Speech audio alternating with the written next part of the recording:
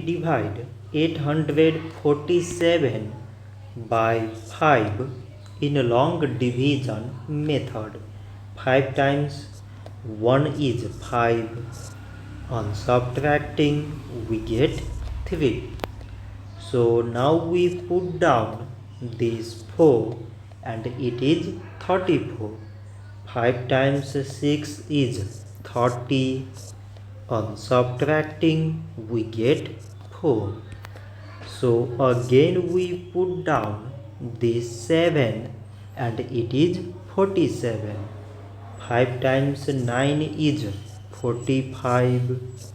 On subtracting, we get 2. So now we have no any other number to put it down. So we take here decimal so that we put 0. So it is 20 and 5 times 4 is 20. On subtracting, we get 0. So 847 divided by 5 is 169.4.